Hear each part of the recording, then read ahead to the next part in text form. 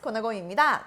제가 iOS 12를 드디어 아이패드에도 업데이트를 했는데요. 하게 된 결정적인 이유가 스위프트샷이라는 AR 게임 때문에 업데이트를 하게 됐는데, 근데 이게 이제 적어도 2인용, 2인에서 6인까지 함께 아이패드로 게임을 해볼 수 있는 AR 게임이긴 하지만 2인 한 명이 더 필요한데 같이 할 사람은 없네요.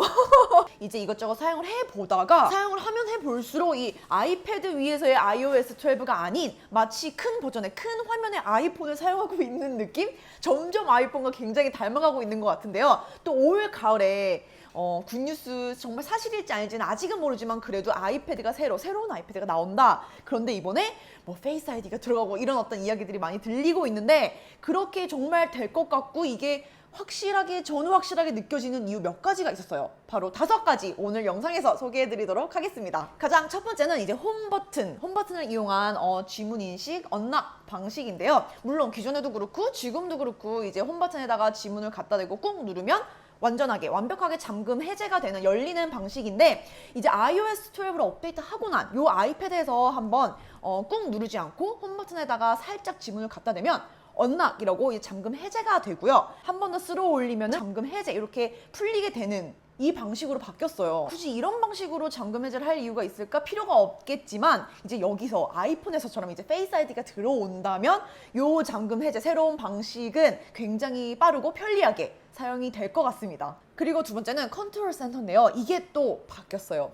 불러오는 제스처가 바뀌었는데, iOS 12를 업데이트하지 않은 이제 기존 아이패드에서 밑에서 위로 스와이프를 하게 되면은 이렇게 컨트롤 센터를 불러올 수가 있고요. iOS 12를 업데이트한 이후 이 아이패드에서는 밑에서 위로 쓸어 올리는 방식이 아닌 위에서 밑으로, 기존의 방식인 밑에서 위로 스와이프를 하게 되면은 아무 일도 일어나지 않고요. 이번에 바뀐 이 제스처가 흥미로운 이유는 바로 아이폰하고 동일하기 때문인데요. 아이폰에서 컨트롤 센터를 불러오고 싶을 경우 이제 마찬가지죠. 오른쪽에서 밑으로, 오른쪽이 아닌 이제 다른 곳에서 쓸어내리게 될 경우는 알림창들, 컨트롤 센터 불러오는 제스처도 이제 아이폰하고 똑같아졌고요. 그리고 또 그 다음 세 번째는 더 확실한 근거라고 느끼게 되는 것 중에 하나인데요. 상태 아이콘이에요. 이제 업데이트 전 아이패드에서 확인해보면 이렇게 상태 아이콘이 나타나는데, 하지만 iOS 12 이후 중간에는 싹 사라져버렸어요. 중간에는 아무것도 없고 싹 비워놨고, 이제 왼쪽에 시간이 들어갔고 시간과 날짜가 다 나타나 있고요. 그리고 오른쪽에 싹 몰려버렸어요. 정확하게 아이폰하고 똑같이, 마치 이 아이패드가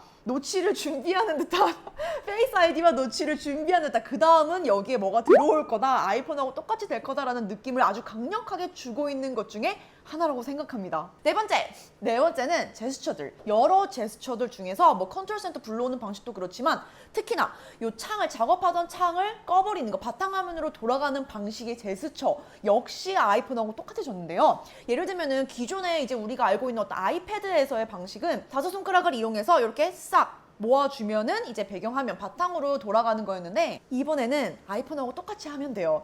밑에서 위로, 원래 밑에서 위로 쓸어 올린다는 거는 닭을 불러오는 거잖아요. 그런데 밑에서 위로 크게 쓸어 올리게 되면은 요렇게 창이 꺼지고 배경화면으로 돌아가게 됐습니다. 마지막 5번째, 전체적인 건데요.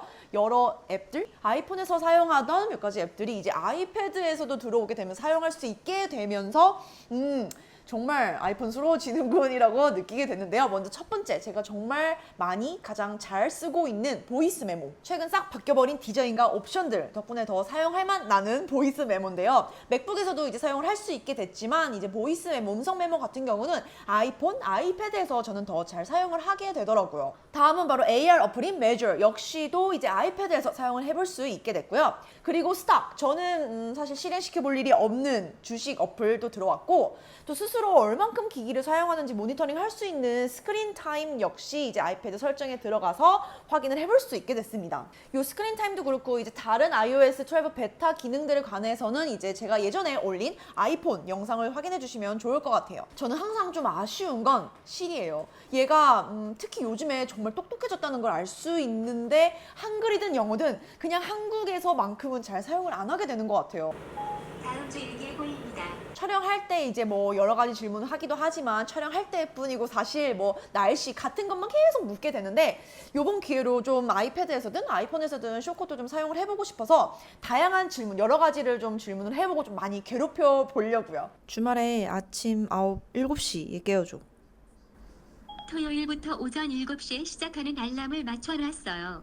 아이폰에서의 업데이트는 제가 추천을 안 했지만 여러 가지 이제 버그 때문에 아이패드에서는 iOS 12 업데이트해서 이것저것 사용을 해보면 제가 느낀 어떤 오 뭐야 아이폰스러운데 재밌는데 라는 이런 거를 많이 느껴볼 수 있을 것 같고 재밌기도 할 것 같아요. 그래서 아이패드를 사용하고 있는 분들이라면 iOS 베타, 12 베타 조심스럽게 추천 한번 해봅니다. 여러분들은 오늘 저의 어떤 근거 없는 추측 다섯 가지 어떻게 생각하시는지 여러분들의 의견도 댓글로 공유해 주시고요. 저는 그러면 또 새로운 영상을 들고 돌아오도록 하겠습니다. 빠이가!